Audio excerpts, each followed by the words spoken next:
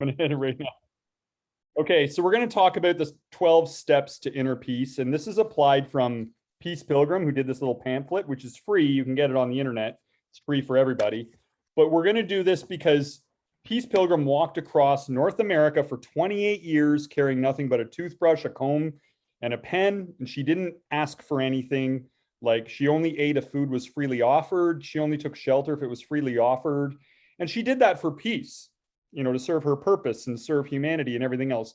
But that took incredible mental toughness, because you have to sleep outside. You have to not know if you're going to eat every day. And so she was like a modern day saint, but she claims that there was kind of like 12 attitudes that gave her the inner strength to carry out that profound feat. And it took her about 12 years or so to master them, I believe. It took her a number of years. So today's discussion is we're going to get clear on what those 12 attitudes are and what they mean and why they matter and how we can apply them to our own lives. Because if we're able to keep our inner peace, what great feats might we be capable of, right? If we have the inner strength to do great things like she did. We want to get clear on any attitudes that are holding us back so we can focus future development. We want to kind of self-assess and see where we might benefit from some correctives of perspectives. And then we can use this whole discussion, these 12 steps, as a little bit of a structural framework for future development and curriculum moving forward, just to see where everything you're learning fits in and where you might have some gap. Keep going. Okay, good. So there are 12 attitudes, and she starts off with the 4 preparations. Okay, and that's like having the right attitude towards life, living the good beliefs you have, finding your place in the life pattern, and simplifying life to bring inner and outer well-being into harmony. Okay. Then there's the 4 purifications, which is purification of the bodily temple, purification of the thoughts, purification of the desires, purification of the motives. And then she's got the 4 relinquishments: relinquishing self-will, relinquishing the feeling of separateness, relinquishing attachments, and relinquishing all negative feelings. So she broke it down to 12. I'm going to use a bit of a different language for those 12 just to make them a little bit, because when I've communicated and taught this to people, I find that sometimes if I just change the wording a little bit, people will grasp the context easier. And we'll discuss all 12 and see where we're all at on all of them and take it from there. So I'm going to get the recording back on so we can move on. But today's discussion is going to be about everything you're going through and how to meet that. So one thing to think about is, so we're going to go into number 1 of what Pilgrim says for the 12 steps. These steps can be done in any order, and you can modify them, expand them however you like. Okay, Pilgrim was very specific on that. Like, there's no arbitrary, there's nothing arbitrary about the number of steps, stuff like that. So the first thing she talks about is having the right attitude towards life itself. So what are your thoughts on that? So in order to keep our inner peace, 12 things we need to do. First is the right attitude towards life itself. Why does that matter? Does anyone have any thoughts on how to apply that? Joel, any thoughts? I mean, the right attitude, that's a very timely thing. I was actually just thinking about that like an hour ago around dinner time, because I found myself kind of like with my kids and wife, and I was kind of just in a mental funk. And I realized I had just been like putting some books that I really like, some of the classic like business, self-help, motivation books, Tony Robbins books, Napoleon Hill, stuff like that. And I just realized I had this like epiphany sitting at the table in this kind of funk that like I'm responsible for my attitude and how I choose to focus my attitude affects everybody around me. And like, why wouldn't I want to choose to put my best foot forward? Even if I'm not feeling great, like, why wouldn't I want to put a smile on my face and just have a positive attitude and not react to things? And so to answer your question, I mean, it has a huge impact on everything around us. Like, if we don't always, focus on, bringing our best self forward, it just drags everything else down. Yes. Yeah. And she talks about how some people are just really living on the surface level of things, very materialistically, which may not be the best attitude for keeping our inner peace. Some people are indulging in escapism and they're not engaging with the challenges and opportunities of life. They're trying to avoid it. One of the things is that, problems in life never stop, but having the right attitude towards our challenges is a way of engaging life. But I think our approach depends on what we think life really is.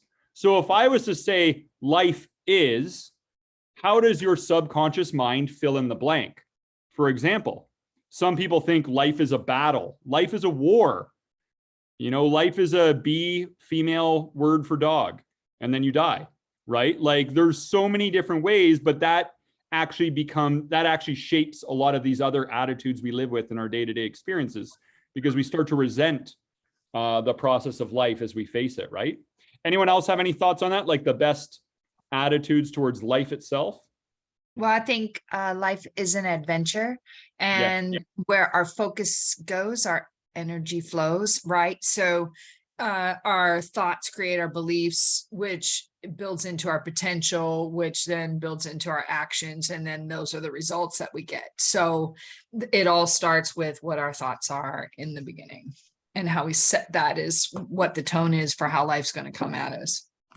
Yeah.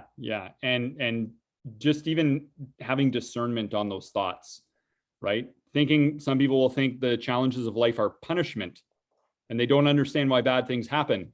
Other people determine that the challenges are for our benefit, and the challenges are designed to help us grow, right? Like that's having the right attitude towards life itself, having those beneficial attitudes that engage us in the process, right? Charmaine, sorry, go ahead.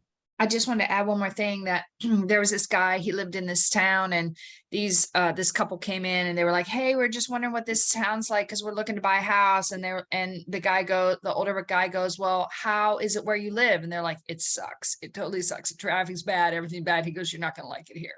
And then another couple comes into town and says, hey, how's this city? We're looking to move here. And the older gentleman says, well, how's it like in your town? They said, we absolutely love it. It's so beautiful, the school city. And he said, you're going to love it here. Because again, it starts with your thoughts and your mindset. Yeah. I think another good thing when it comes to the life approach is, to realize that, if you want to feel important, make someone else feel important. If you want to feel safe and secure, try to give safety and security to somebody else. If you want love and connection, it's not best to try to brag and try to impress other people. It's better to give love first, because what you give, you'll end up receiving. There's a boomerang effect when we live these lives, right? And whatever need it is that you have, a lot of times you're best able to achieve that need of your personality by giving it to someone first, So, and I think another thing with the right attitude towards life is don't take it too serious. Have healthy detachment to it. It's not the ultimate reality. Some people act like they're going to live here forever. So they're just so over-invested in the ups and downs of life and trying to hoard as much as they can. But it's like, you wouldn't do that if you were checking into a hotel room for a weekend to spend your whole time decorating it and collecting nice things. You're going to have to check out. So you should have some healthy detachment, So, Charmaine, did you have any thoughts on this one, or Dave or Steve? I liked you were trying to ask, what does it mean to you? And I thought of it kind of like a guiding light is your attitude, right? Like the attitude you carry with you is it helps you through. And then my answer was life is beautiful. So I tried to think of how does that work? And then it made me think of the power of influence, just because your attitude is definitely going to influence others, and how do you want others to act or perceive you, or how do you want the group to be, right? And I just those were some of my thoughts on the right attitude. Great. And saying life is beautiful, you're going to have vision where you're looking for what's beautiful, right? And your focus creates reality to the individual. Yes. So if you're looking for beauty, you're going to see beauty, right? That's my life rule is life is a mysterious gift from my eternal best friend. So for me, I'm trying to figure out the mystery, realize how I can be grateful for the gift, and then yet trust it's my eternal best friend that set it all up. So, but it's all about finding that empowering attitude towards life that will serve us best moving forward. So I would say with this one, And with all these 12 attitudes, this is number one. We might want to score ourselves 1 to 10. Where am I at with this one? Do I still have some inner peace challenges with this? And then, what would be a practical action step I might give myself here? Something simple, right? Like maybe I'm going to redefine life to myself, or maybe I'm going to try to give what I want to receive instead of trying to get all the time, right? Or maybe I'm going to try to find a better attitude towards the challenges of life, right? So, all right, let's go on to number 2. Number 2 is live good beliefs. And I describe this one as find harmony with the laws of the universe. Okay. And Peace Pilgrim calls it live good beliefs. So I think this one is all about putting into practice the good things you believe in. Let the principles of virtue and goodness are the only way to find lasting happiness and peace. A lot of times we live by a villain's handbook where people might, do the wrong thing when it's convenient or personally beneficial to do so. But eventually we learn that might feel good in the moment, but it doesn't pay off in the end. That approach always betrays us and we suffer the villain's punishment, right?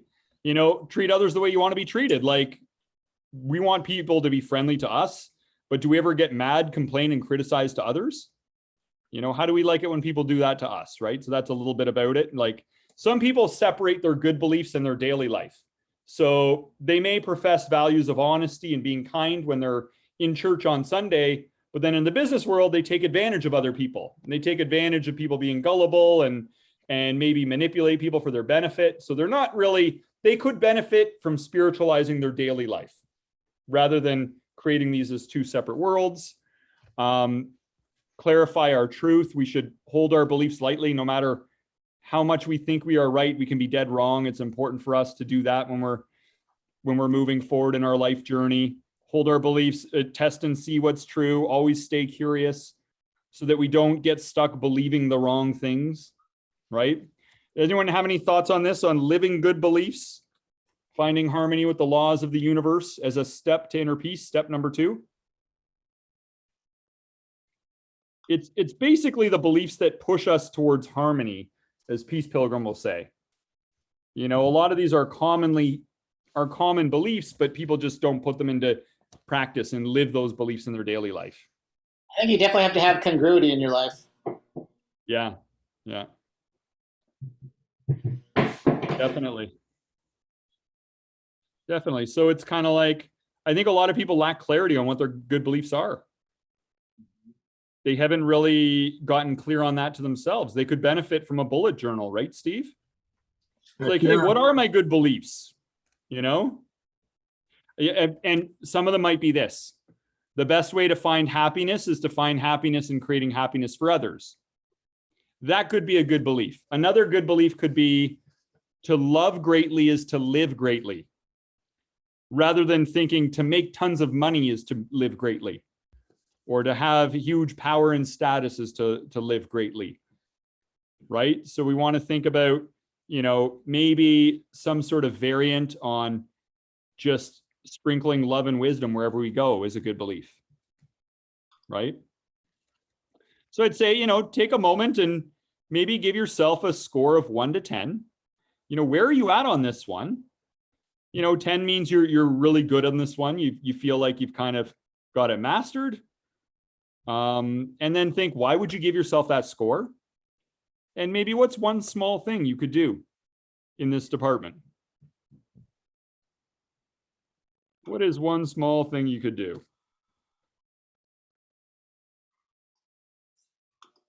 If I believe that there's typically good in most people, is that something along those lines of my beliefs? Yeah. Okay. And Peace Pilgrim says that everyone has a divine spark in them. Okay. And it's deep down there somewhere. And if you reach it, you can help it grow. And it's kind of, and so she actually spoke to that exactly.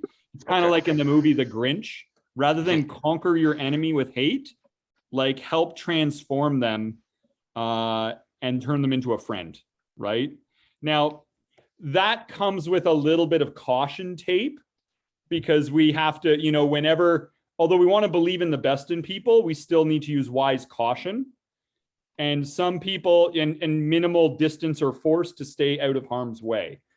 But we can still believe in their inherent capacity to do good ultimately.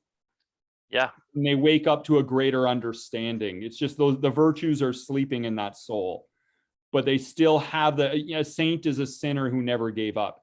The potential is still there. And we can just never lose hope in them and help them in whatever way is practical and safe and wise to do so, right? But yeah, excellent point. Okay, let's go on to number 3. Find your place in the life pattern. So it's kind of like find peace with your current role in the human story. Anyone have any thoughts on that one there? I guess for me, one of the quotes I used to have up in college was by Martin Luther King that said, if you're ever called to be a street sweeper, sweep streets ever as Michelangelo painted. Like, always do everything so that here was somebody, God would smile down and say, here's somebody that did their job well. And so I feel like a lot of times people waste time wanting to be or worrying about or unhappy with where they are instead of embracing where they are. I think a lot of times we have so many things to be grateful for, and we're in such a blessed place in life.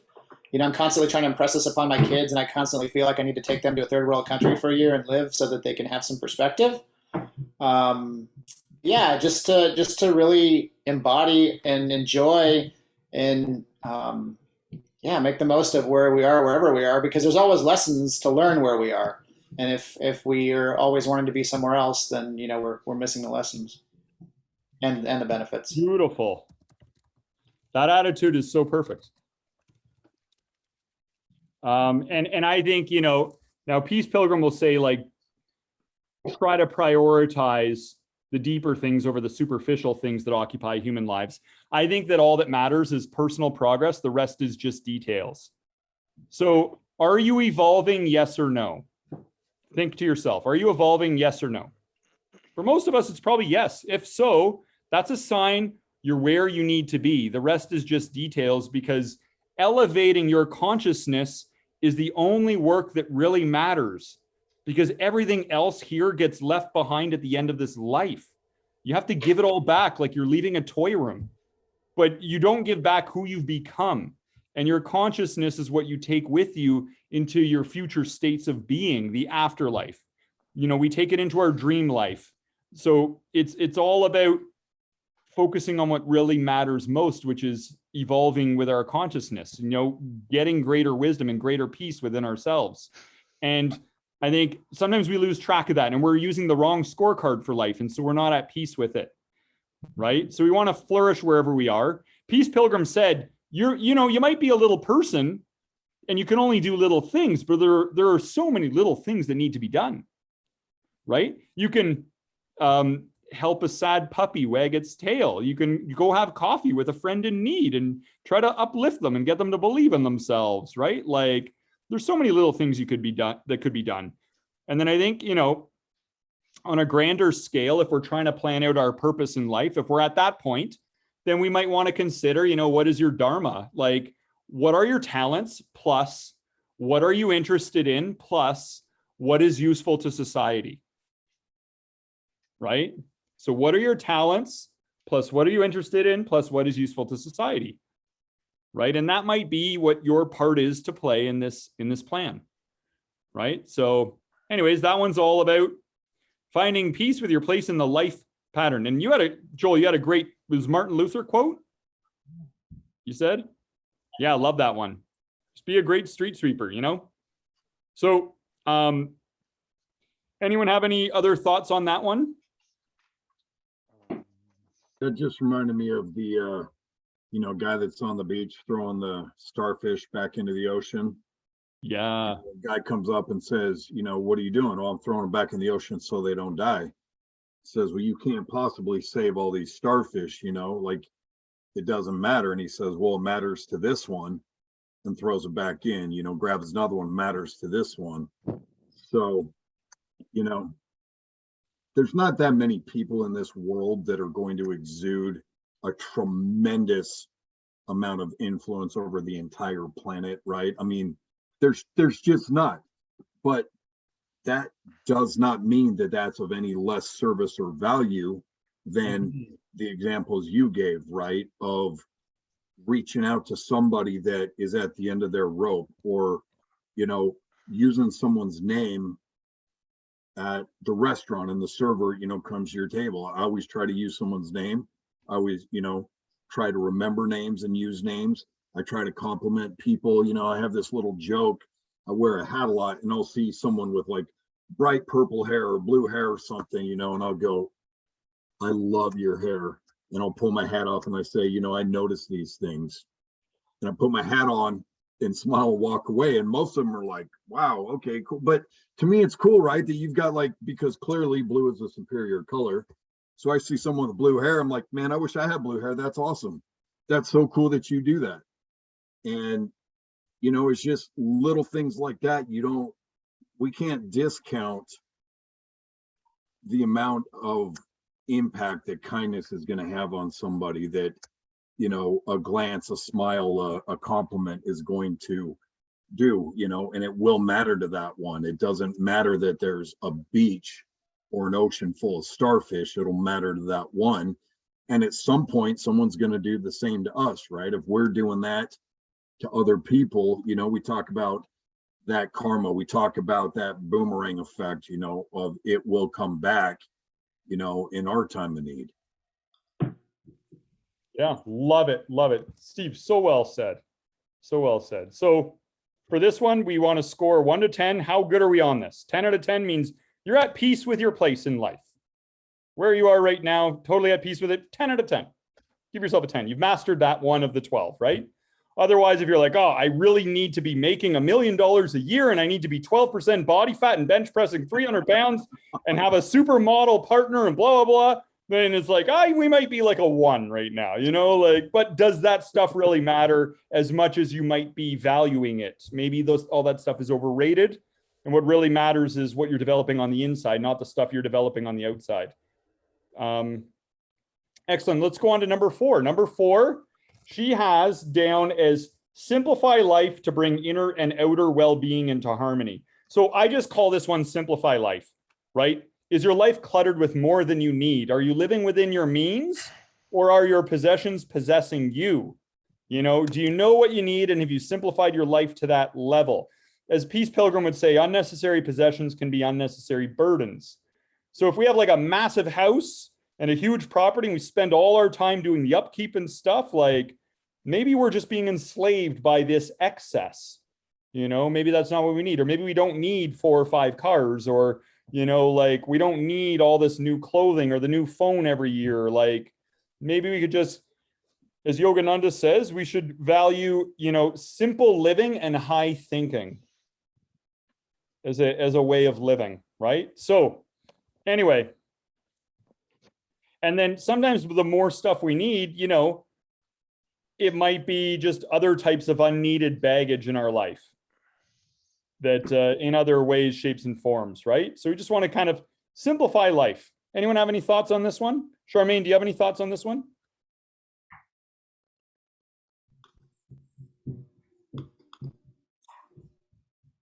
While she's jumping on, I think about Stoicism, but I also think about Essentialism. And I'm reading this book this week. It's well, I don't even know what it is. No, I'm just kidding. It's by this guy named Greg McCowan or something like that. It's called Essentialism. And it's just about paring things down as to what's essential in your life, not only physically, but also, you know, emotionally and relationally and things like that. So when you talk about that, it makes me think about just what is essential. And also, you know, I've gone through my space.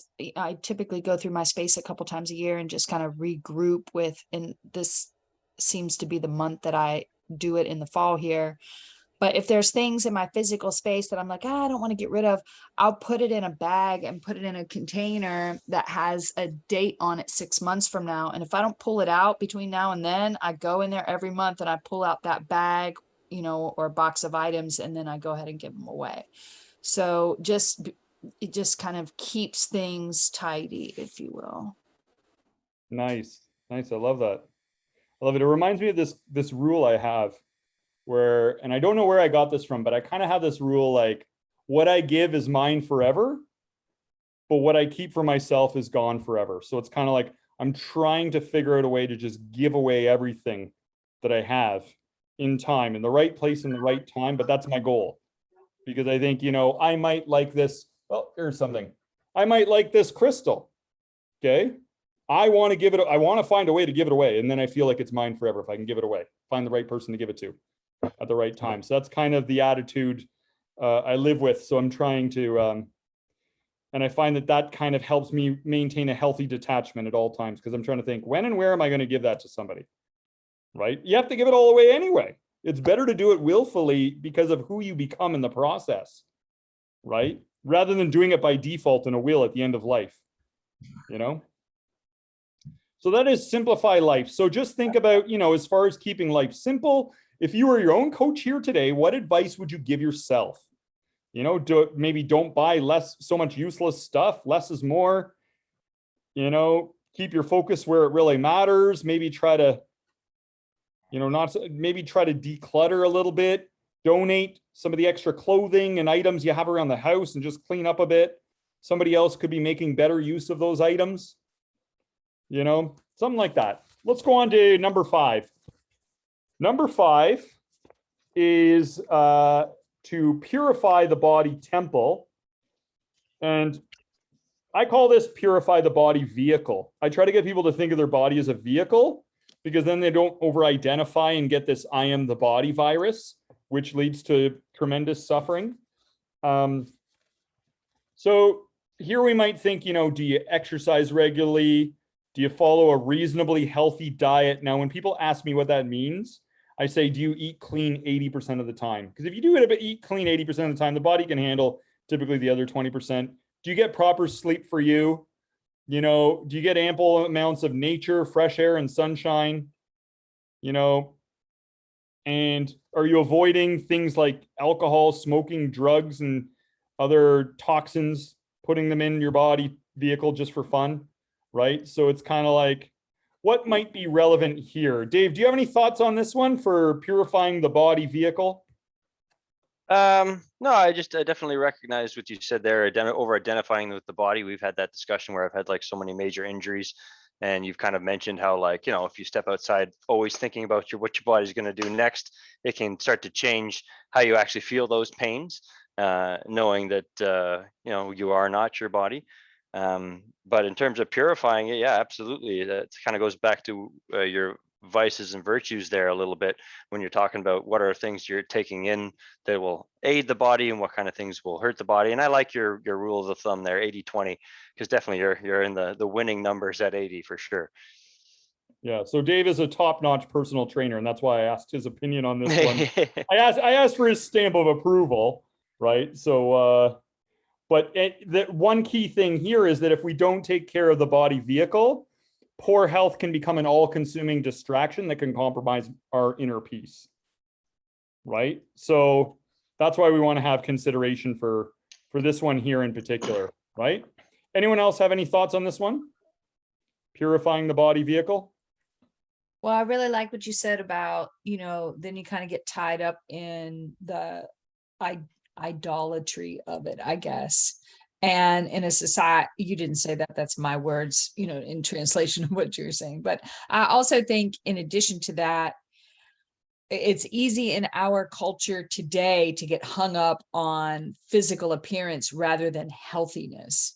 So, and I don't know when Peace Pilgrim was around, like the early 1900s or whatever, but, she was kind of ahead of her time in regards to, eating healthy, eating from the earth, things like that too. And exercise. I mean, isn't she the Appalachian Trail girl? Yeah. She was the first one to do it. Yeah. Yeah. I believe. Yeah, very well said. And you bring up a really good point, is that you don't have to be a certain percentage body fat to be healthy, right? And to be taking care of your body. You can do it. There's many different, health has a variety of different ways it looks. It doesn't have to be what's on the front of a magazine. So I like that you brought that up, because you don't have to be the most fit person and lean and everything else to be taking care of your body, vehicle, and being healthy. So we want to honor health however it looks. Perfect. So you might want to think, what would I give myself 1 to 10 on this one? Like, and why would I give myself that score? Maybe, we might think, oh, I drink a little bit too much, or when nobody's around, I'm eating too many granola bars or something like that, whatever it is. Just kind of like, where am I at 1 to 10 and why? So we're going to go into the next one, which is, and then maybe give yourself a little bit of an action step, something simple and easy. The next one is, number 6 is to purify thought. Okay, purify thought. This one I had to think a lot about what she was talking about, because she doesn't say a whole lot on this, thinking the right things, right? So don't have negative thoughts towards other people and stuff like that. I kind of broke the, and I mean, have you ever noticed this, that if you don't watch your thoughts, some pretty disturbing, annoying, or troubling ideas can enter our mind and take over our day, right? So, and I say it's kind of like, if you've ever gone to like a bar or a club or anything back at that time in life, and you ever notice like some sort of creepy guy tries to dance up on dancing girls when they don't know what's going on, and he's hoping they're not paying attention, and it's kind of icky, but we have those kind of dance floor creeper thoughts. We got to pay attention and push it away, right? It has bad intentions, like, get this out of here, or we need a spotter to come rescue us from thinking those thoughts, so it's kind of like, I think step 1 is awareness. Do you pay attention to your thoughts with a healthy level of detachment? Like, I am not my thoughts. They come through me, not from me. Like, crazy thoughts are just floating out there in the universe, and they just get picked up by the brain radio. Like, we don't over-identify with them. We don't worship our own thoughts just because we think them. Can we just not get too absorbed, but have the self-awareness that can lead to self-regulation? So number 1, I think, on this is having self-awareness. St. Ignatius had the examines at the end of every day. You would kind of examine, were my thoughts right? Were my actions right? Were my behaviors right today? Were my motives right? Were my desires right? Number 2, after awareness, I would say, is discernment.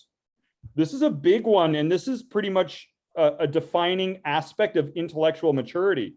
It's kind of like, do you take the effort to discern what thoughts are beneficial and what thoughts are harmful, rather than blindly embracing whatever thoughts come to mind? Right? So think of an example of a thought that might stress you out, frustrate you, or agitate you, or an example that anyone else might have had that What's a thought, an example of a thought like that? Anyone where you compare yourself to others, like, I'm not good enough. I feel like crap. I don't have enough money. Lack, whatever. I lack. Perfect. How about this? How about we put all 3 into one? I'm not good enough. I feel like crap, and I don't have enough money. Okay, good. Here's where discernment comes in.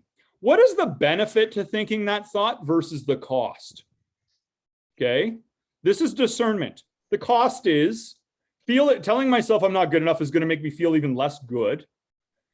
When you tell yourself you feel like crap, you actually feel more like crap, right? When you tell yourself you don't have money, well, now you have scarcity vision. So all you're going to pay attention to through your confirmation bias is how you lack money. You're actually become like more of a self-fulfilling prophet by telling yourself these 3 things. This is probably 100% cost and 0 benefit. Why would an intelligent person invest in a thought that's 100% cost and 0 benefit? Right? What would be a more empowering thought to think? I'm a high effort learner with high potential, right?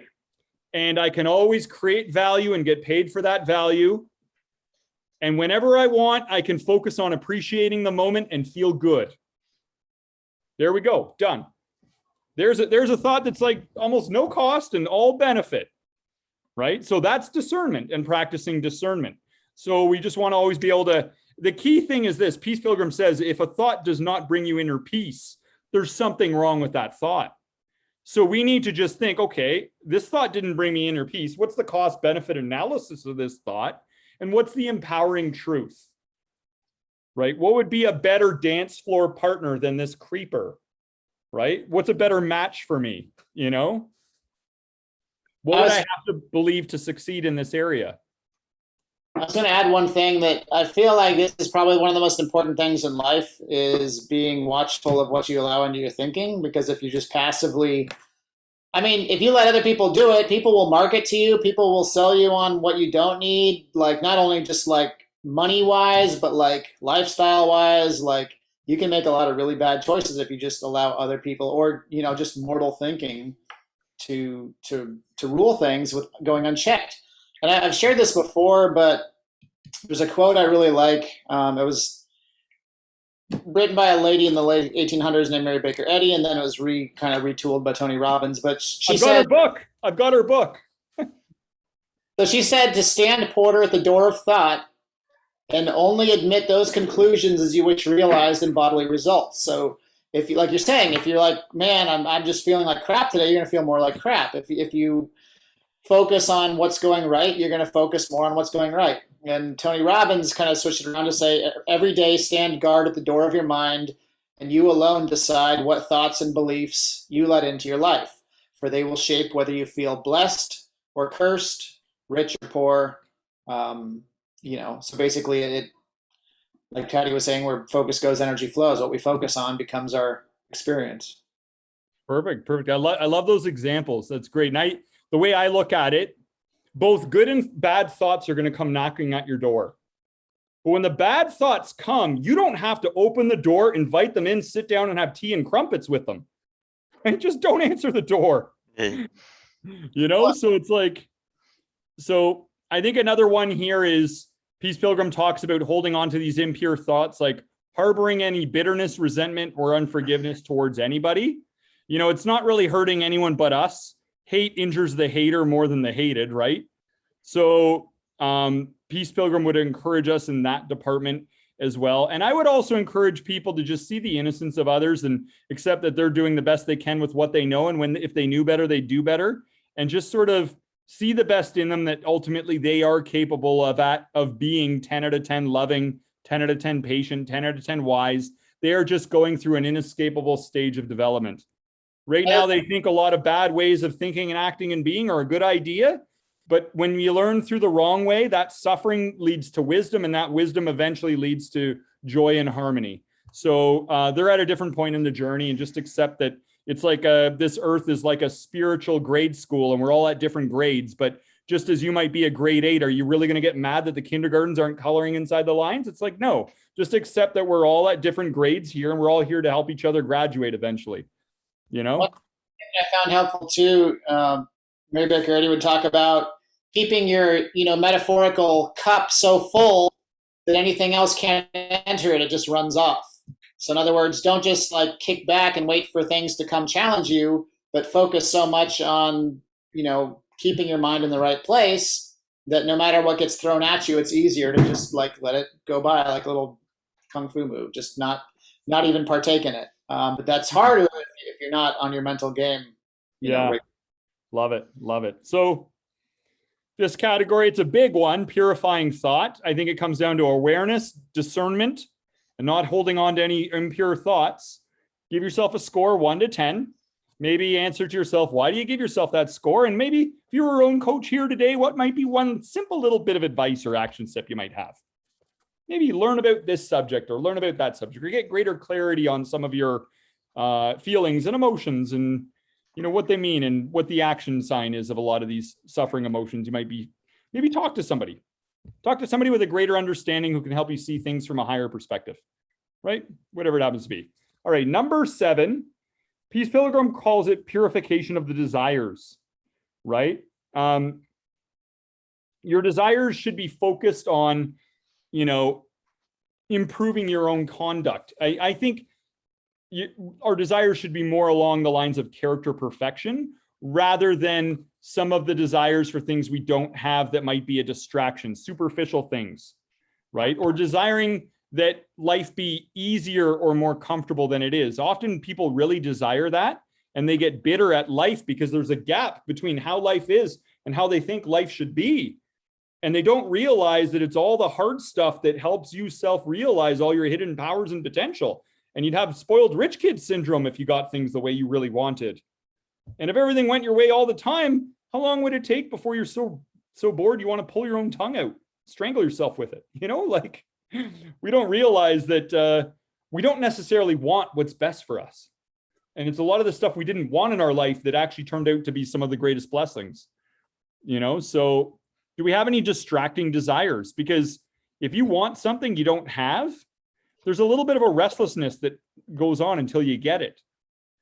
Like if it's a new piece of clothing or, something like that. And a lot of debts we have are not debts for the necessities of life, but to pay for things we don't really need or don't even want. So, what are the most beneficial desires we could have? And how can we focus our desires in that direction? Or instead of wanting more, how can we just want more of what we already have? And how can we be mindful of the desires that are healthy for us and our greater purpose and the desires that distract us from that? Right? Anyone have any thoughts on this? I think, oh, sorry. I think desires also, we need to think about addictions when we think about desires. And also, I think it's rooted back into what I had mentioned before, which is essentialism. And, our, maybe not, well, I guess purification of gotta have it itis kind of thing. That's an addictive desire that we have in our culture, but I think it's rooted in simplification of our life.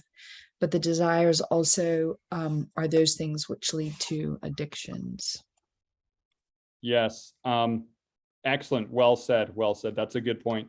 Charmaine, you brought up a good point, and it reminds me of a Shankara quote, basically that complete detachment from all things which are non-eternal, like let's give up the actions which are done from personal selfish desire, right, can be a good thing. A very pure desire might be to desire to only do the Creator's will in your life, right?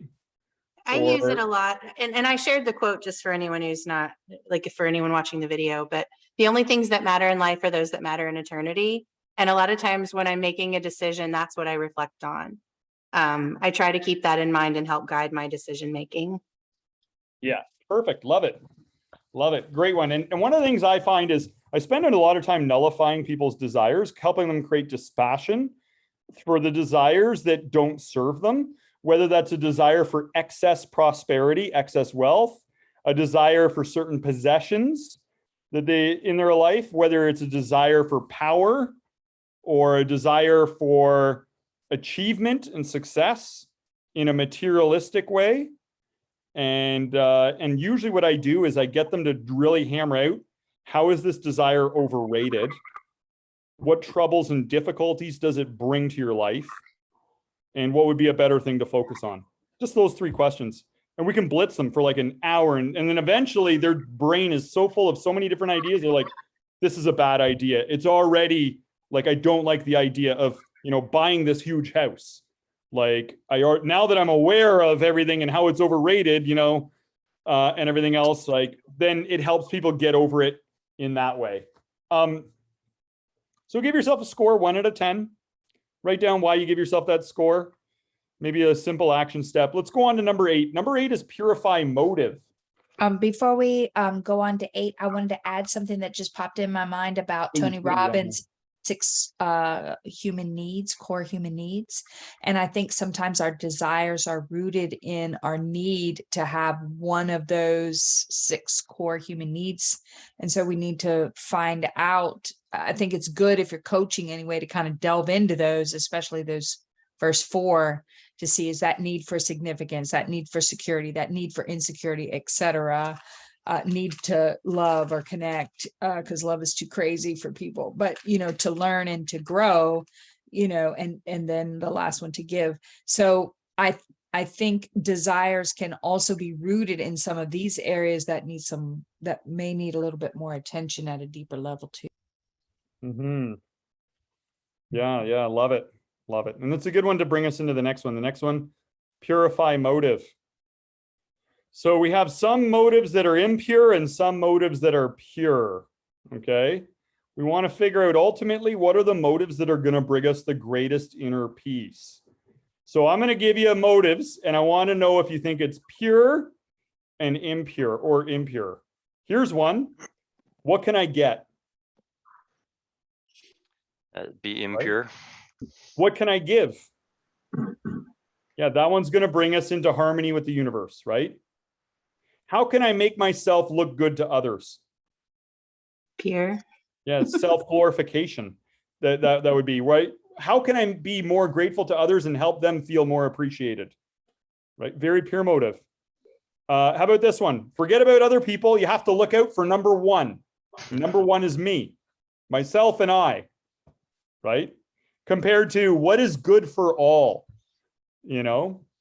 And then here's one that a lot of people live by, right? It's all about me, you know, like, and then another one is it's all about love, right? So, you know, we want to think what would be the best motive in our, you know, behind our actions. Do we intentionally think of the good of all when we act, or do we just think of ourselves? You know, Peace Pilgrim says, you know, if you want to find inner peace, it must be an outgoing motive. It must be service oriented. It must be in giving, not getting. Okay, so she's very clear on that one, and that will give us the greatest inner peace. And one thing that I use that I learned somewhere was, in your moments of indecision, when you don't know what to do, just ask yourself, what would love do now? WWLDN. What would love do now? And act accordingly. There's your motive. Always. Simple hack. One motive to rule them all. Like, you know, like, what would love do now? It's like the one ring in Lord of the Rings. One ring to rule them all, one motive to rule them all. What would love do now? And you're going to find yourself naturally coming up with and intuitively coming up with the proper guidance to bring harmony into your life. So we want to think, what's my score 1 to 10 and why on this one? What is my score 1 to 10 on purifying motives? Like, am I paying attention to my motives? Even though I intellectually think I'm supposed to have these motives, do I sometimes behave in ways that demonstrate I have different motives? You know, how do I behave when nobody's looking? Right? Do I really believe in creating a cleaner earth, yet I walk by a piece of trash without picking it up? And instead I blame somebody else, you know? Something to think about, just having extreme brutal self-honesty on this one. Now we go on to the 4 relinquishments to finish. 4 things to relinquish: self-will, feeling of separateness, attachment, and all negative feelings. So Peace Pilgrim talks about relinquishing self-will. Are you doing what you want for yourself in this life, or are you trying to do what's best from a divine perspective? The will of a higher power working for the good of the whole. You know, like, are you a slave to your self-centered nature, or are you guiding your life by your divine nature? Are you doing it from personal benefit or benefit to all? You know, like, we want to think, what does that mean? Like, so a lot of people might be like, well, how would you even get in touch with divine will and why? And now I did a TikTok video on this. It's like 4 minutes long. I posted it on YouTube. It's called Align with the Divine. And I did a deep dive on just sharing these perspectives. I'll just give a quick little, I can throw it in the chat because it was kind of like where I really kind of, do you know about the unlimited? There we go. Anyway, I really kind of threw this whole one down into like one video, okay? But it really comes down to divine will is what would ultimately be best for us if we could see our lives from a higher perspective of total truth and total love. We would want divine will for ourselves because we'd realize that sometimes these things that are uncomfortable and might be different than what we wanted in our life ultimately serve the greatest good for us. Right? So the idea is, you know, you can pray about it, meditate, wait for intuitive guidance and signs on what divine will is. I often check myself and say, is this what I want to happen, or is this what's trying to happen in my life? Because a lot of times things try to happen and it's like, I didn't even want this. You know, like, you might be trying to succeed in one area of your life, and then the area you're not trying to succeed in is succeeding. Has anyone ever experienced that? Yep. Anyone care to share?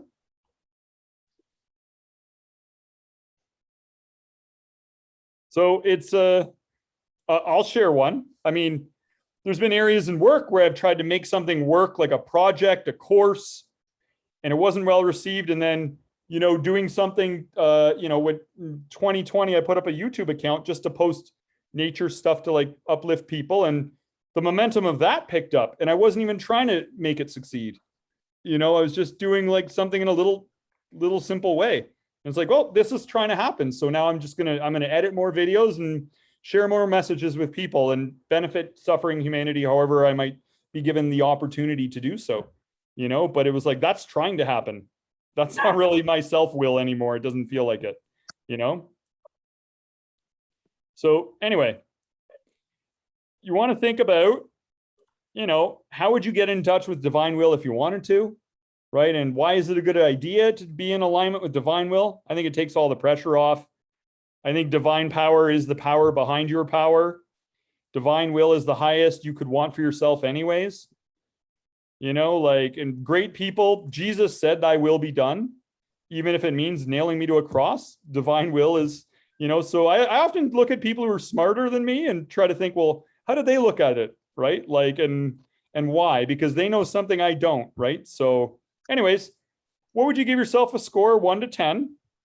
And if you are a person who is atheist or doesn't believe in a higher power or creator, we love you anyways. I would consider this, or I would reframe this whole thing to think instead of what's good in the moment versus what's good for my highest potential. When I say divine will, just substitute that with the realization of your highest potential, whatever that means to you, just sub that in. Okay. And for those who do believe in have a faith-based basis, you probably believe of yourself as a child of God, trying to become more godlike, forgiving and merciful and wise and everything else. So anyway, however you want to look at it, it's all the same thing. All right. So yeah, give yourself a score 1 to 10. And any thoughts on that one there? Peace Pilgrim just says it's kind of like just making sure we're not being selfish, basically. Relinquishing self-will. Where am I being selfish? Yep. It makes me think of that ego checklist I run fairly often, right? Because it pops into my mind as you mentioned, we were talking about purity of thought. And I said, as soon as you said awareness of thought, I'd already written it down. I was like, wow. And then discernment, but that's where I was going to question you with, like, well, what if it's a bad thought? Shouldn't we be like, red flag? And that's kind of what I'm thinking here. Same idea, like what's good, what's bad, the good versus the bad. I like the whole Lex Luthor Superman thing. Which one are you going to choose? Which one would Lex Luthor choose? You want to be buddies with him? Like, Yeah. And when a bad thought shows up, give yourself a pat on the back for recognizing it. It didn't hypnotize you into blindly following it. And then just think, hey, we're not going there. We're here to help people instead. How am I going to help people if I think this way? I can't. What am I here for? We're here to help people. So usually I interrupted like, that's a stupid thought. We're not going there. Right? We know where that leads to. Then I get moody. And how am I going to help people if I'm moody? So Peace Pilgrim once said, I have only one desire now, to do God's will for me. She said that in here. So anyway, so she's very much all about divine will. Now, number 10 is to relinquish the feeling of separateness. Relinquish the feeling of separateness. What does that mean to some of you? I think for me, it means it's an us and them, or me versus the world. I can get a place of judging others, separating myself, saying that I'm better than. It can become, like David said, a little bit ego driven. There's no harmony or synchronicity with the rest of creation. As a result, that's kind of where I am. Love it. Beautiful. Anyone else care to share any thoughts on this one? So dog eat dog. Thursday night, I was at the Keith Urban concert. It's outdoor amphitheater, and at one point, everyone turned on their flashlight on their cell phone, right? Because we don't carry lighters anymore like we did back in the 80s at the Journey concerts or whatever, right? So everyone's got their phones on and everything. So we've all got them up. You're looking around, I think he froze. He froze, or he just can't think of what to say next. It's on that one important thought, right? Yeah. So stay stay unified, in a cause and a belief. And you look at just that's the thing, right? Is that me? I hope not. Let me see. Okay. It is.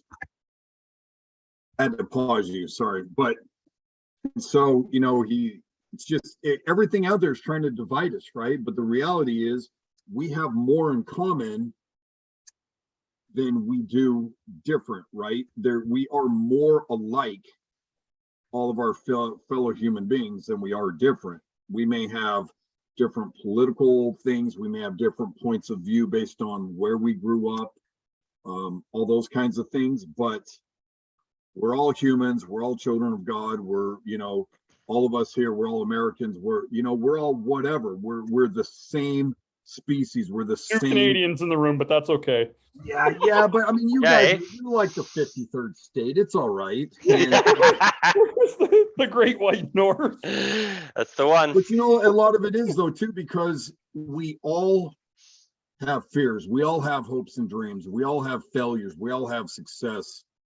We have more in common, but our society right now is telling us that you think something different than me, so I cannot associate with you. You're a worthless piece of crap. I'm right, you're wrong. You must stop. I must prevail. And that crap's not right. I mean, there's really only a few constants out there. Blue is the best color.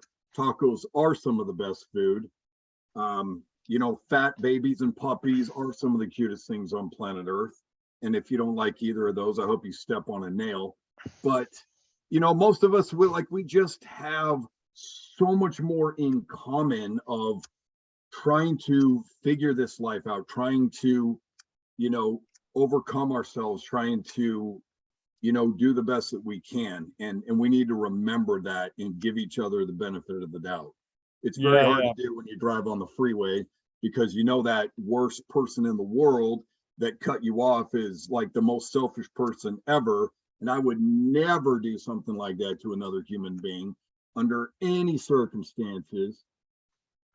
So, just trying to remember that, just giving each other the benefit of the doubt and a little bit of slack, right? Love it. Yeah, it's basically the concept is common humanity, that we all come from the same universe of emotions, no matter whether you're from Toronto or Timbuktu or wherever. Like, we all experience happiness, joy, laughter, everything in between, right? So Peace Pilgrim describes this like we are all cells in the body of humanity.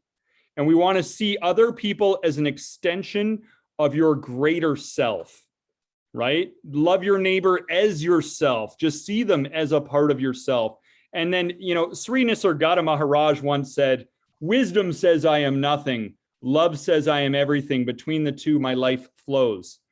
And I remind myself of that. And, to remove feeling of separateness, whenever we succeed at anything, I think it's a good idea to do humility hygiene. Because people will try to pump your tires and pump your ego and reflect on who had to do a good job so I could do a good job. Okay, so let's say you win an award. Who had to do a good job so I could do a good job? Well, there are inspirational people that inspired me with their wisdom that they shared with books they wrote when they were alive. People made my clothes, so I didn't have to make my own clothes. I could just pay money and buy them. If I had to make my own clothes, it would look like a potato sack, and it would take me all day to make it. Okay.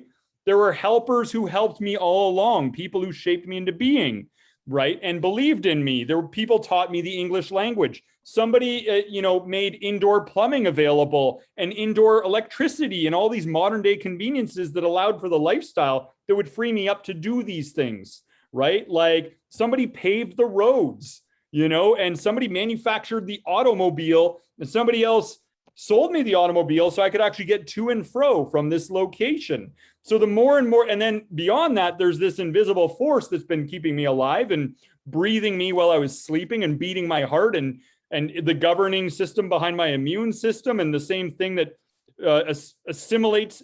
First of all, whenever I eat anything, it's a mystery what happens after that. Somehow it gets broken down into usable parts that are given to all my body parts that need it. Like I had nothing to do with that. So there's so much beyond me that is doing everything I might take credit for. But the more that I just keep practicing, I am not the doer. Anytime I'm actually, I don't think pride is a good idea at all, right? Pride is really emphasizing separateness. You know, like I think a better idea is to turn pride into gratitude. And the way to do that is to do what I call the pride strip show. Just keep taking off layers of you not actually being the doer till you realize there's nothing there, really. It's like literally, I like this is the result of everybody, even though I might be the focal point standing up here with an award or something, right? It's like, but I think that's how we can remove that sense of separateness, is just through increased gratitude. Like realize how many people are actually realistically contributing to your life. Everyone who people that invented the internet and made the computers and everything else, like all of them, they're all a part of this success equation, right? Like, so I think that can be a helpful thing there. So anyway, give yourselves a score, 1 to 10. Where are we at on that? Relinquishing the sense of separateness. Did anyone have anything they wanted to add to that one?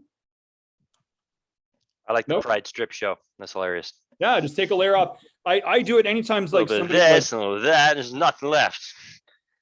I always think that it's better not to take credit, but to give credit. So when it's always better. Taking credit grows the ego. Other people feel unappreciated, everything else. So I'm always very careful that whenever somebody tries to like, it happens to us all at some point, somebody will just try to like really gush on you with like tons of compliments and stuff. And I immediately, even if only mentally, because it's inappropriate to do it out loud, I just do this in my head. Who had to do a good job so I could do a good job? And I run it through. I'm like, I'm cleaning this ego mess off. Humility hygiene, right? Like, you know, for me, one of my big role models was St. Francis of Assisi. Like he wouldn't let any of the ego stuff stick to him. And I think we got to wash it off or you get stinky. It's just like showering, you know, like, and the way to do it is to just practice gratitude instead of pride. Don't sit with pride.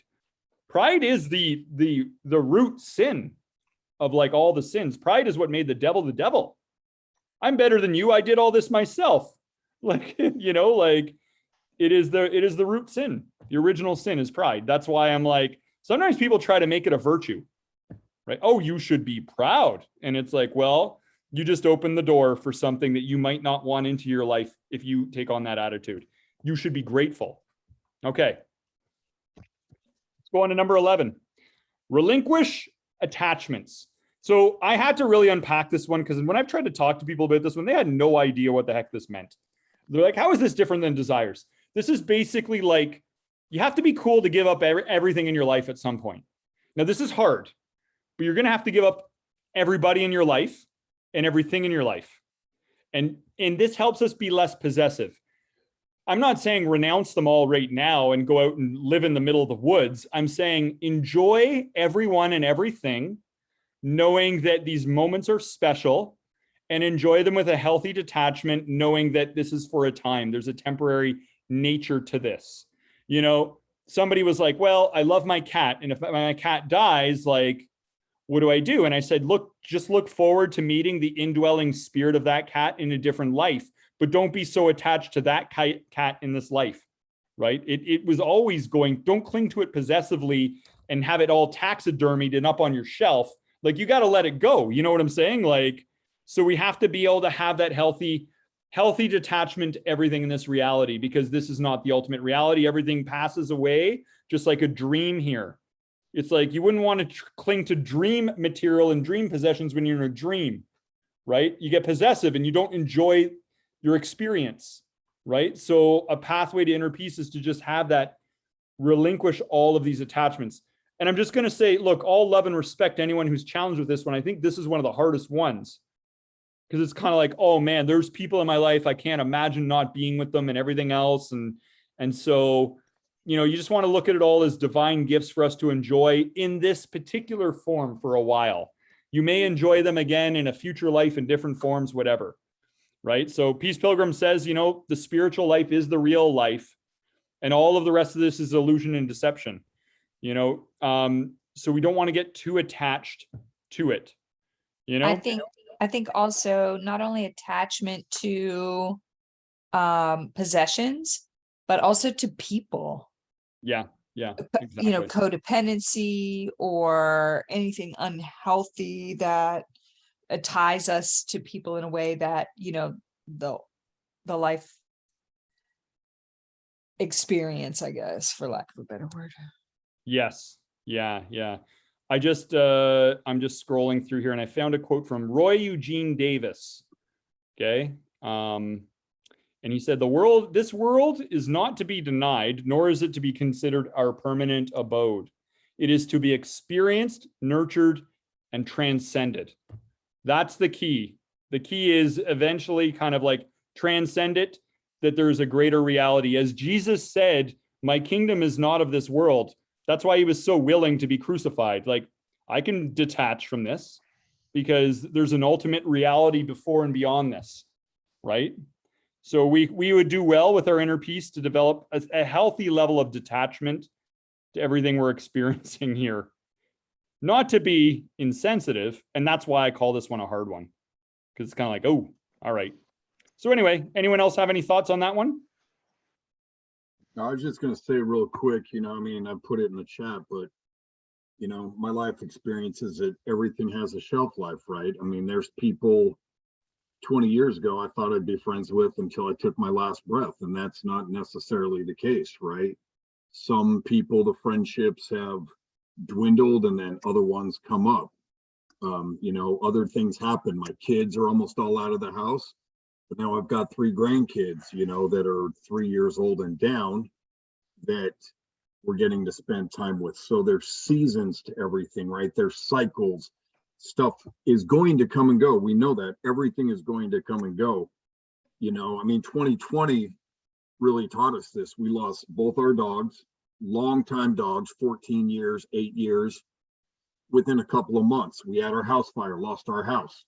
In between that, you know, we had a lot of different things happen where we lost stuff. Some of it we didn't get back. You know, the house is better. We're better because of, you know, Tony Robbins right before that and some different things like that. But everything's got a shelf life and everything is going to serve its purpose and then move on. And usually something else will come along that will fill that void, maybe serve a better, different purpose and move on. And, you know, I visiting my parents this weekend, you know, it's a matter of time, right? I'm my dad's, you know, got some health issues, and the reality is, you know, he's not going to be around 20 more years. He's just not. And so I want to try to see him and spend time, keep, you know, in better contact, because I don't know when that day is going to come, but it's certainly coming, and it's going to come sooner than later. And just like losing my cousin or my father-in-law this year out of the blue, you know, we had no warning. And, you know, I had not kept in touch with my cousin like I should have after his dad died 5 years ago. I kept in touch with a couple other cousins. I didn't keep in touch with him. And then I found out stuff about his situation, you know, that I could have maybe helped him with. I could have been supportive. I could have, you know, encouraged him in difficulty. And I didn't, because I didn't know, because I failed him. You know, I didn't keep in contact. I should have done better. And that time has passed. And so I've tried to do it with his sisters, to reach out and follow up, you know, keep in touch with them. So everything's got a shelf life, and we just don't ever know when that expiration date's going to come. Yeah, and I think Swami Kriyananda once said, the less you think of anything as your own, the freer in yourself you will be, right? Instead of thinking this is all mine, you can just think this is all God's, this is all the creators, everything here, everything and everyone, you know? And that helps free us up so we can have more peace within us and less possessiveness and fear of loss. And we got to give it all up eventually anyway. Better to be able to do it willfully. So we want to think now, where am I at on this on a scale of 1 to 10? And if you want to know how to rate yourself, just imagine that you lost your favorite bullet journal and how much it would rock your inner peace to lose that attachment that you have, right? Like, so I'm joking, but I'm just saying, like, imagine you had to part with an attachment unexpectedly, something you're attached to. Like, That can give you an indication of where you have right now. The thing with Peace Pilgrim, what she did was really exceptional. And there's not that pressure that we should all reach her level necessarily, but maybe do the best we can within this lifetime. She was able to just walk away from everything for 28 years. But she literally became like a saint and influenced so many people and continues to this day. I'm personally so influenced and inspired by her. Every time I think of her, like I can't help but feel like love that she had for humanity to do all that, you know? So it's like, she was just a little simple farm girl, right? You know, and that's what she did, but she was able to master these mindsets. So we got one more. Last one, relinquish all negative feelings. Why should we relinquish all negative feelings? Peace Pilgrim says that if you realized how powerful your thoughts are, you would never think a negative thought. All right. So, yeah, she's all about live in the moment. Don't worry. You know, if you realize that those who do mean things are psychologically ill, your feelings of anger will turn to feelings of pity. So just have compassion instead of anger and negative judgment to others. You know, your inner hurts are caused by your own wrong actions or wrong reactions or wrong inaction. So just stop hurting yourself. You know, all of these, what's happening with these, when we're negative, we just make it worse for ourselves and others. Right? So the key thing would be like, how well do you search for and remove all negative thoughts? Now, I think that there is, I don't want to be insensitive on this one because sometimes a negative thought happens and people are like, well, you need to pay attention to your feelings. And I think that's true on some point. You just need to know what your feelings are telling you. So if you're worried, then think, how can I make it better? If you're disappointed, change your goal because your old goal is probably never going to happen anymore. If you're frustrated, it means whatever you wanted was within your reach, but you didn't get it. Change your approach and try again. If you're angry, a rule has been violated. Was it even a good rule to begin with? Was it clearly communicated? How can you make sure you or other people don't violate that rule in future, right? So your emotions can tell you what to do, but just don't sit in the stink of these emotions, right? So it's just kind of like understand what the call to action is of these suffering emotions and then work with it productively. You know, and another thing would be like, how well do you stay away from everything that pulls you down and stick to the things that lift you up? I would include social media on this and the news.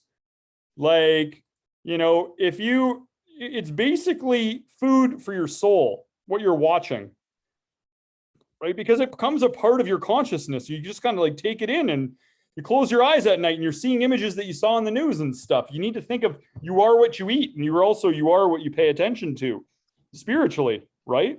So we want to think there's no justification for really indulging in the stuff that just brings us down and thinking, well, it can't hurt me. It's just a movie or it's just a show, right? So we want to think like, how well do we buffer ourselves from these negative influences that lead to all this negativity, you know? So anyone have any thoughts on this? I was just going to say real quick, last night, my wife and I talked to our boys and they're 17 and 19. And we wanted to kind of impress upon them the importance of who they spend their time with, right? And my friend had just reminded me, you know, the quote that, you know, you are the average of the 5 people you spend the most time with. If you're with negative people, if you're spend time with quitters, people with bad habits, people that, you know, do all of that, they will bring you down. If you spend time with people that create things, that build things, that try to improve, that take risks, that start companies, that, you know, want to learn and go outside their comfort zone, you are going to naturally follow that if you hang around with those people, right? And it's that old saying, show me who your friends are, I'll show you where you're going, right? And so that's the kind of thing, because if you think about this, and I say this having spent decades of being more pessimistic than optimistic, and I still have to kind of fight against that sometimes. Of it's very easy for me to default if I'm not guarding my thoughts and try to get back to optimism. And nothing changed within that split second of a thought, right? My circumstance did not change. My perception of it changed. But I can change it just as quickly of I'm not going to, yeah, maybe that's a challenge, right? Yeah, maybe I'm getting sick. Maybe, you know, I'm losing an important relationship, whatever, but I can change my attitude. I can change my perception immediately, change my state. We've all done it. We can all do it. And nothing inherently changed in my external stimuli, right? It was all right here and right here that I change it. So I think it is very important to try to get rid of that negativity. If you think about it from a universal standpoint, God is good, positive, you know, all the goodness, and the devil's all the badness. It's the opposition to whoever we worship, right? And so I think that's just important to guard against those negative things and get them out of our life, because you give seed to that, it's going to grow. Yeah. Yeah. And I think a common thing that comes up here is a lot of people will say, well, I'm spending time with those people to help them. But I find that this is most often just a justification, that it's like, are you really that advanced? Are you really helping them? Because if they're bringing you down, it means their negative energy is greater than your positive intent here, right? And I think a lot of people are in denial about how they might just be enabling or making excuses for it because it might be uncomfortable, because maybe some of those relationship connections, friends, family are comfortable. But that is the essence of even, you know, one of the oldest books in humanities, the Bhagavad Gita, and it's the war of the Pandavas and Kauravas, the good tendencies inside us and the bad tendencies inside. And the key is that the bad tendencies are the family, and you have to like go to war against your family, because that's the familiar. The evil is familiar and comfortable feeling, and that's its strength. So you have to really like do what is good and what is progressive rather than what feels good. Once people start to use feeling as their guidance, they get all kinds of confusion come into their life. Feelings are never a reliable indicator of truth and goodness. Smokers feel good when they smoke, bad when they don't. You know, has feeling led us astray there? Crack addicts feel good when they do crack. You know, feeling will mislead us every time. That's one of the quickest ways off the path of virtue, is to let feeling be your guide, you know, because there's lots of confused feelings out there that people don't understand. So love it. So, Charmaine, did you have something? Yeah, something we talked about last week is this book I've been reading, Stolen Focus. Mm-hmm. And they dive into social media in there. And I think there's a lot of things out about social media, but Silicon Valley, I mean, they get paid based on the time we spend on these apps. And a lot of the way the analytics are working, they're driving things that create an emotional rise in us to try and keep us on the platform longer, because that's how they make money. And, you know, so if you spend a lot of time on social media, they tend to start recommending more and more negative things, and they don't even understand why the algorithms are working that way. But that's because that's what provokes an emotional response. So I think even though you think something is innocent, you know, we've talked some too about guarding what you let into your mind. It can be sneaky. You don't always realize what you're letting in and how it's ramping up slowly. Mm-hmm. I just got to touch on Charmaine really quick before she gets off Silicon Valley.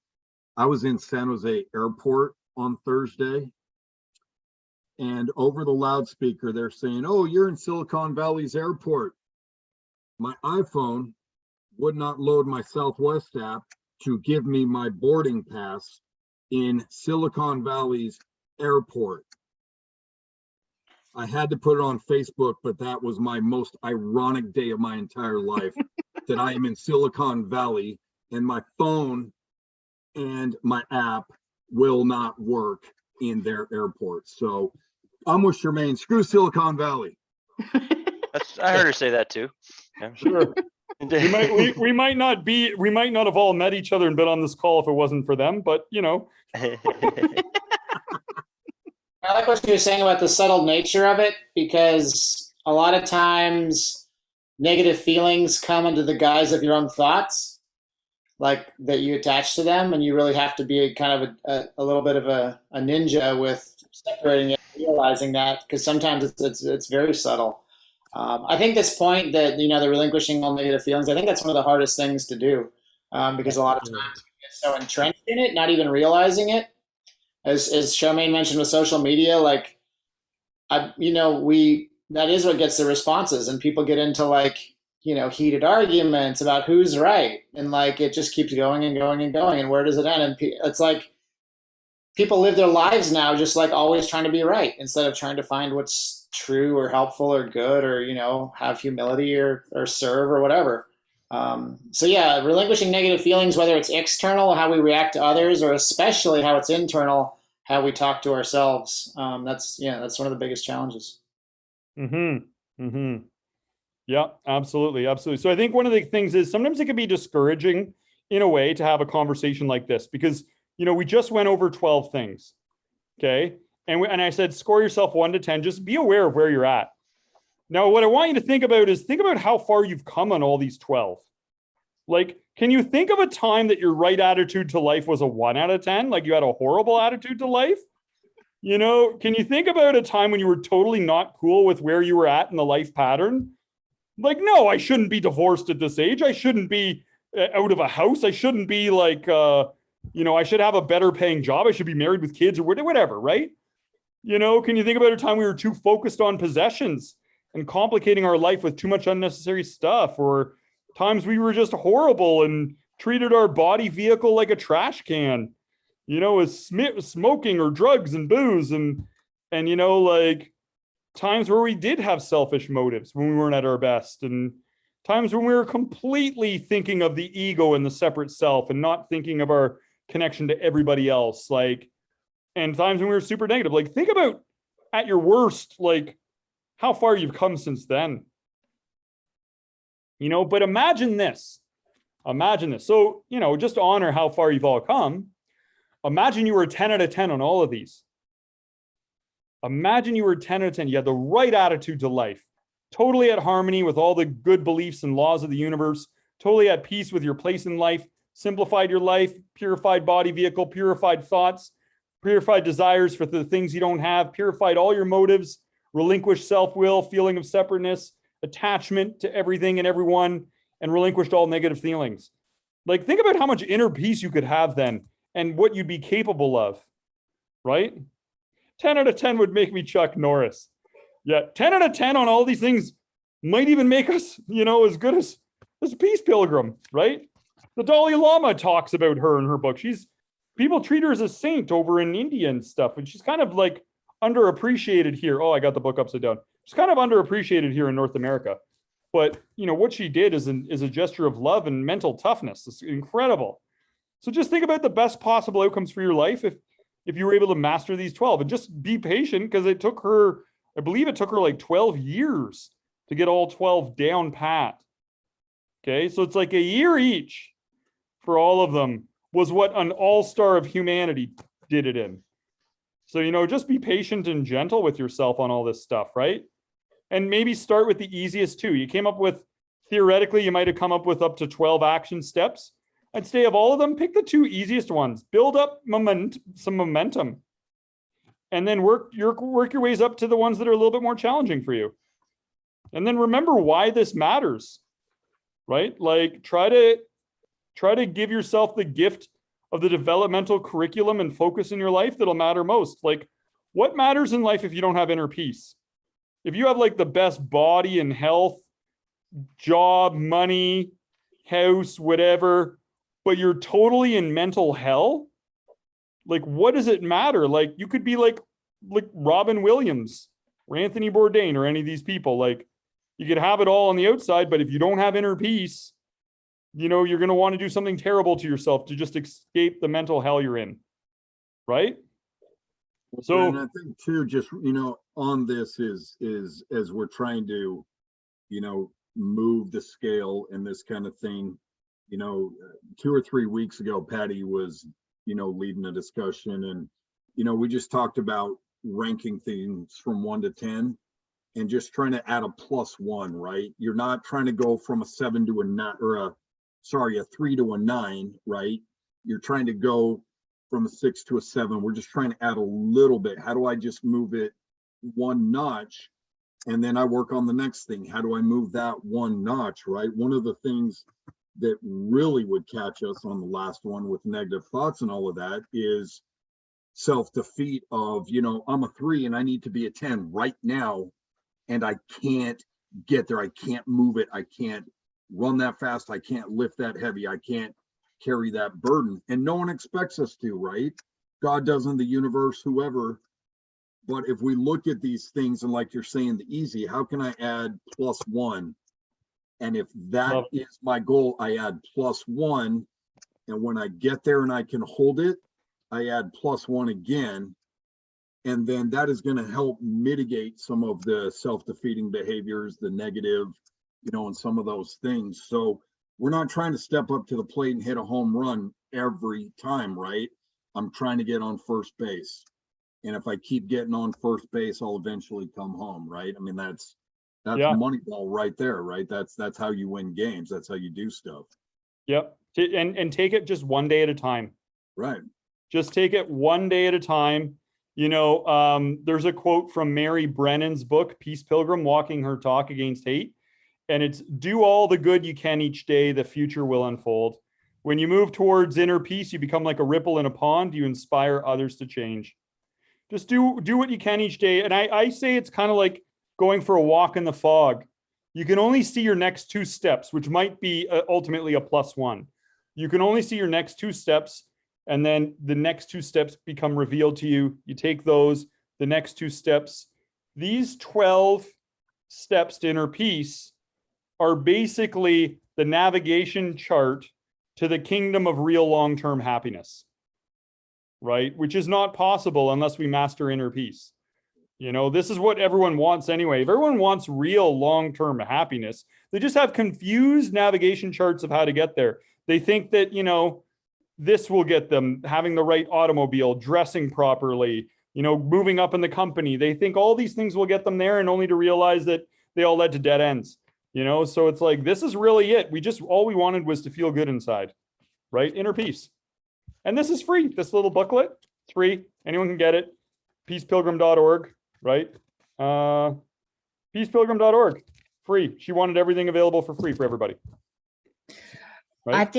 I think my key takeaway for tonight in talking about inner peace is that, and again, this is coming from my belief in my own personal filter, but we're spiritual beings having a human experience. And at the end of the day, love leads. That if we understand the laws of the universe that have been put in place, laws of gravity, laws of, every action causes an equal reaction, all of these laws, right? That we also understand the law that is in place for love, to love God, love others as we love ourselves. And I believe when we lead with love, then we can truly live a life on purpose. Yes. Love is the way. We're spiritual beings having a human experience, and love is the way. Perfect. Love it. Absolutely. Who else has a key takeaway from tonight? Steve Smith, key takeaway from tonight. I just think it's great to have kind of these checkpoints, right? The way they're worded, the way they kind of flow, because sometimes that's the hardest thing, right? Is like, I've got to fix stuff, but I don't quite know how, because maybe I can't vocalize it. I can't conceptualize it. These are great reminders of, just check these boxes, just rank yourself, look for that +1. And so, I put a huge thing up in my top corner, so then I'll be able to, come back and refer to this, and these are things that'll go into, part of my bullet journal that I have with me, so I can go back and reflect on them, and just to remember to get in there and look at those every day. Yeah, and that's that is the handout that I just threw into the chat that I put together for everybody. So it's kind of like, you can see those are the 4 preparations, purifications, relinquishments, and then I have just kind of like a whole bunch of information for each of them that I've collected and just added in and everything else, and just built it as like a working document on that subject anyway. But yeah, you can use that as and I cater a lot of mental toughness curriculum to 12 steps, like just as a way to kind of capture it all in one framework. Perfect. Charmaine, any key takeaways, final thoughts? I think the quote that really stood out for me tonight was that if a thought doesn't bring you inner peace, there's something wrong with that thought. Because I think a lot of times I have a reaction to something and I'm not really quite settled in why. But I think, some of it intuitively, we do have these gut feelings that kind of help guide us.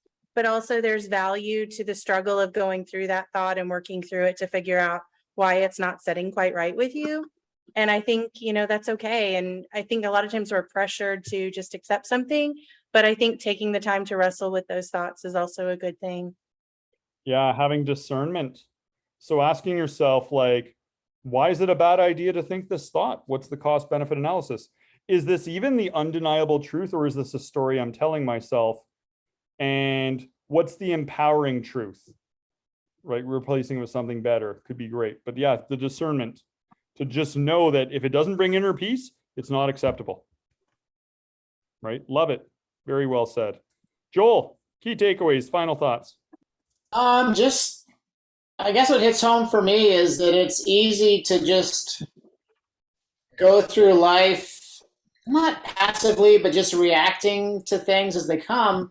And really, my takeaway is that you got to be the captain of your ship. Like, no one's going to help you, find the right attitude or purify your body vehicle or your thought or your motives or get rid of self-will or negative feelings. Like, this is all stuff you got to work, you can't just buy an exercise machine and put it in the corner of your house and expect to get fit, right? You got to use it. So it's the same kind of thing. Like, this is all really helpful stuff, but it's not going to do anything unless you use it. And so it just, for me, my takeaway is that I have to be more proactive in, mental fitness, mental toughness. Do it yourself project. Yeah. We're responsible for ourselves. Love it. Love it. Dave, first of all, Mr. Coots. Yes, sir. It's been an honor and pleasure having you join us tonight. Oh, it's been Your first time joining the group. It's been great. Right. So, yeah, and you reached out to me wanting to join. So I was like, yeah, I've been watching you guys on YouTube. I'm like, it's about time I jump in here a little bit. Like, I'll catch it every week or so, and some of them are awesome, and stuff that I like to listen more to of and be more of a part of. Absolutely. Mm-hmm. Well, we're glad you're here. The call was better because you were a part of it, man. And all right. And did you have any thoughts on the discussion today? Any key takeaways? Anything that stood out for you? Yeah, I a lot of hung out with you a lot, Fox. So there's obviously some things here I've heard before, but maybe in different terms, or obviously not in this kind of order or list from the Peace Pilgrim. Somewhat new to me until I saw you post her story there, actually. So she seems like a very interesting character. But I like some of the wording of things. I don't use the word purify very often, right? But to think, hey, you know what? I'm going to purify a thought. That's a different way of it just puts a little oomph on it, right? Instead of just get rid of that bad thought, purify. I like that. Just little things. Also, there's things that I think in certain ways that reminded me, and Joel, my apologies, was saying it there, where he said, don't just react to things. I'm very big on the whole, there's that saying of boys react and men respond. I've always really liked that. And I found with meditation that really helps. You get in the back of your skull watching your own thoughts come about. And that's when you're like, oh, wait a minute, they're going to hold off on that reaction. Just going to hold off right now. And then we're going to think of a better thing to say. Right. And it's just sort of something I like to think in the back of my mind. And that kind of helped me with relinquishing negative thoughts and feelings. Because sometimes a negative thought will be instant. And if you say it instantly, then you're a negative, mean person. Whereas if you have enough control to be aware of it, like, that's not how I want to be or how I want to present myself, can make a hell of a different conversation. Absolutely. I love that. Just recognizing the urges that come upon us. Yeah. You might have the urge that you really have to go to the bathroom when you're in public, but you don't do it because it'll stink for everybody. What? But when you have the urge to be negative and moody in public, it still stinks for everybody. 100%. Like, it's like that's discernment, and that's actually maturity, right? Is that eventually we learn to not go with every urge that comes upon us, to just live life more mindfully. And for anyone that's watching this recording and has an interest in Peace Pilgrim, or for all of you, I would encourage people to go to peacepilgrim.org. It's a nonprofit, and they make her books and material there available for free. So it's not going to cost you anything. You can donate if you want to. And then there are lots of videos on the internet about Peace Pilgrim. I really love most her 30-minute last interview. If you're going to watch anything, her 30-minute last interview, I loved everything I saw on there about Peace Pilgrim. So tonight is in honor of her and her life, and just trying to, bring her back into the conversation in these modern lives we're now having, and realize what a gift her life was to all of us. And she gave a little recipe book on how we could create the same inner peace she had. It was a very simple formula, right? And it's like, when you see how happy she truly was and how she embodied joy and love, it's like, who wouldn't want to chef that up for yourself in this life? And so I would just encourage everyone to continue their learning journey. If this talk was beneficial to anybody, all credit to Peace Pilgrim and all of you for being here today and being a part of this conversation. I thought you all crushed it. Hopefully this is beneficial to other people out there, because we care about other people, and that's why we do this. All right, everybody, any other thoughts before we go? Let's do go team on 3. Fist bump, group hug, we're out. Okay, everybody ready? Maddie, you got to put your camera back on for this part. There she's ready. She's ready. Dedication. All right, here we go. 1, 2, 3, go team. Go team. All right. I love you guys. Team Have a hugs, great team rest of your hugs. Respect week. to all of you. Very nice to meet you all. Nice to meet you. Nice letting you meet me. Thanks for letting me in your group. Take care. Thanks for being the group.